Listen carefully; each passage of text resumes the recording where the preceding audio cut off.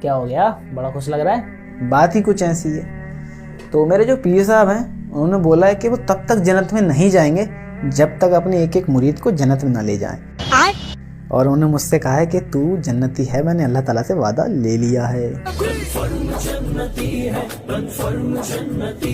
क्या ये बोल दिया उन्होंने?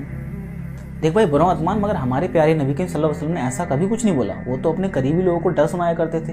ना माने तो कुरान और हदीस पढ़ के देख ले। मुझे मत बता कुरान में क्या लिखा है। सही है, हमारे पीर साहब से ज्यादा जानता है तू।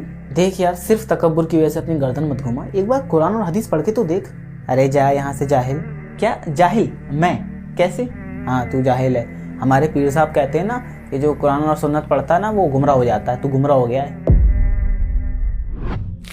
और लोगों में कोई ऐसा भी है जो अल्लाह की शान में बगैर इल्म के और बगैर हिदायत के और बगैर किताब रोशन के झगड़ता है और तकब्बुर से गर्दन मोड़ लेता है ताकि लोगों को अल्लाह के रास्ते से गुमराह कर दे। उसके लिए दुनिया में जिल्लत है और क़यामत के दिन हम उसे अज़ाब आतिश सोज़ा का मजा चखाएंगे।